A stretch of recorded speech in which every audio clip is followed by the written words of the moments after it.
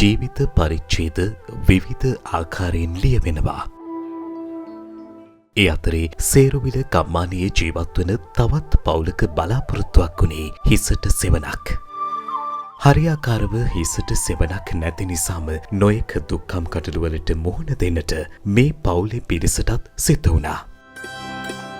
ඔවුන් ජීවත් වුණේ බොහොම අමාරුවෙන් සකසාගත්තු නිවසක. ඒ දුක්ඛිත පරිච්ඡේද නිමා කරමින් ඔවුන්ට දැන් හිසට සෙවණක් තියෙනවා. අලුත් බලාපොරොත්තුවක් ඔවුන්ට ලැබුණා. නිව්ටන් මහතාටත් සුදර්ශනී මහත්මියටත් තමන්ගේ දරුවන් එක්ක ආරක්ෂිතව සතුටින් කාලය ගත කරන්න දැන් හිසට සෙවණක් තියෙනවා.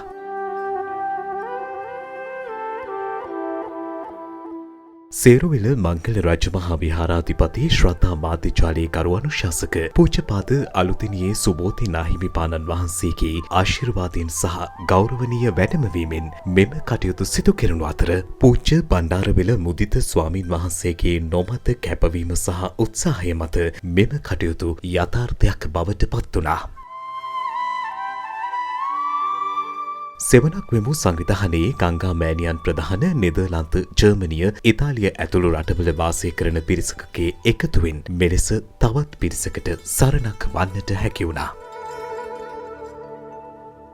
භාග්‍යවත් බුදුරජාණන් වහන්සේ දේශනා කළේ නිවාස දන් දීම කියලා කියන්නේ ඊ타ත්ම උතුම් පිනක්. මොකද නිවසක් වාසස්ථානයක් නැතුව කෙනෙකුට වාසය කරන්න බෑ. පුද්ගලයෙකුට අවශ්‍ය මූලික අවශ්‍යතා හතරෙන් එකක් තමයි වාසය කරන්න සුදුසු නිවසක් තිබීම. ඉතින් අද මේ පවුලේ අයට ඒ උතුම් වාසනාවයි සම්පූර්ණ වෙන්නේ. ඉතින් මේ සඳහා බොහෝ පිරිසක් කැප වුණා. විශේෂයෙන්ම අපි මේ වෙලාවේ සිහිපත් කරනවා නෙදර්ලන්තය, ජර්මනිය, ඉතාලිය යන රටවල පදිංචි පිරිසගේ දායකත්වයෙන් ඒ බෙල්ජියමේ පදිංචි පින්වත් ගංගා මෑණියන් ඇතුළු ඒ බෙල්ජියමේ පිරිසක් මූලිකත්වයේ අරගෙන සිදු කරන ඒ සෙවණක් වෙමු උතුම් පුණ්‍ය ව්‍යාපෘතිය. මං හිතන්නේ ඒ අය ජීවිතේට උදාාරතර පිනක් මේ රැස් කරගන්නේ වාසස්ථාන දන් දීමෙන්. ඉතින් මේ උතුම් පින මේ ආකාරයෙන් සිදු කරන්න මූලිකත්වයේ ගත්තේ අපේ පින්වත් බණ්ඩාරවිල මුදිත ස්වාමීන් වහන්සේ. මේ කාලේ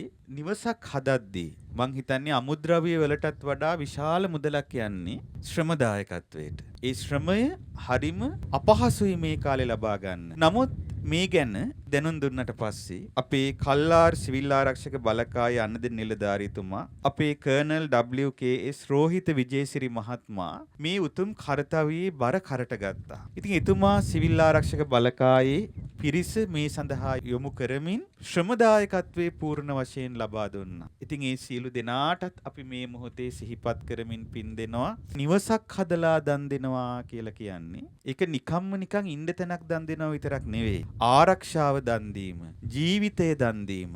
ඒ නිසයි බුදුරජාණන් වහන්සේ වදාළේ යම් කෙනෙක් වාසස්ථාන දන් දෙනවා නම් ඒ කෙනා සියල්ල දන් දුන්නා වෙනවා කියලා. දැන් ඔවුන්ට අංග සම්පූර්ණ නිවසක් තිබෙනවා. ඔවුන්ගේ එදිනදා කටයුතු කරගන්නටත් වනාලි බහුලව ගැවසෙන ස්ථානයක ආරක්ෂාකාරීව රැඳී සිටිනටත් දැන් ඔවුන්ට පුළුවන්.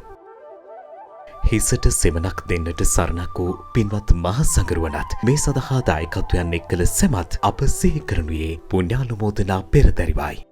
බෙල්ජියම් ඇතුළු යුරෝපා රටවල් කිහිපයක් එකතු වෙලා පිහිටුවාගත්ත අපේම ජනතාවෙන් පිහිටුවාගත්ත සෙවණක් වුණු පදනමෙන් තමයි මේ නිවස ඉදි කරේ. ඒ පදනමෙන් ඉදි කරපු 9 වෙනි නිවස මේක. මීට පෙර ලංකාවේ බොහෝ ප්‍රදේශවලට සීගිරිය, ඇලහැර, එරත්න වගේ බොහෝ ප්‍රදේශවලට මේ පදනමෙන් නිවාස ඉදි කරලා තියෙනවා. සුබෝධි ස්වාමීන් වහන්සේගේ සහ මංගල ස්වාමීන් වහන්සේගේ පූර්ණ අනුශාසකත්වයෙන්, ඒ වගේම සිවිල් ආරක්ෂක බලකායේ පූර්ණ ශ්‍රමදායකත්වයෙන් සහ සෙවණක් එමු අපේ පදනමේ පූර්ණ මූල්‍ය අනුග්‍රහයකත්වයෙන් තමයි මේ නිවස ඉදි කළේ. මින් ඉදිරියටත් අපේ සෙවණක් එමු පදනමට මේ වගේ මහඟු පින්කම් කරන්න හැකියාව ධෛර්යය ලැබෙන්න කියලා ප්‍රාර්ථනා කරනවා. මෙවැන්නක් ලබා දීම ජීවිතයේ බොහෝ දෙනෙකුගේ සිහිනයක්. ඒක ලබා ගැනීම සහ එහි වාසය කිරීම, ස්ථිර නිවසක වාසය කිරීම කියන එක ඉතාමත් සිහිනයක් වන කාලයක ඒ කැපකිරීම කරගෙන අපි සියලුම දෙනාගේ මැදිහත් වීමෙන් අද දින මෙව නිවස ඒ දරු පවුලට පූජා කිරීමට දායක වීම සම්බන්ධයෙන් මම සහ මගේ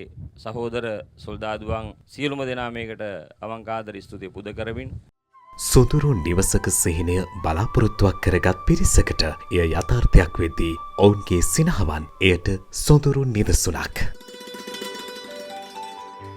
මට නිවසක් ඉදිකර ගැනීමට වත්කමක් තිබුණේ නෑ. ඉතින් මගේ ගේ හුළඟට 3 පාරක් විතර කඩාගෙන වැටුණා. මං ඊට පස්සේ අපේ පන්සලේ නායක ස්වාමීන් වහන්සේට ගිහින් කිව්වා මට නිවසක් ඉදිකරලා දෙන්න ඕනි කියලා. ඉතින් පන්සලේ නායක ස්වාමීන් වහන්සේත් අනික් ස්වාමීන් වහන්සේලා සියලු දෙනාත් එකතු වෙලා මට නිවසක් තනා ගැනීමට උදව් කරන්නම් කිව්වා.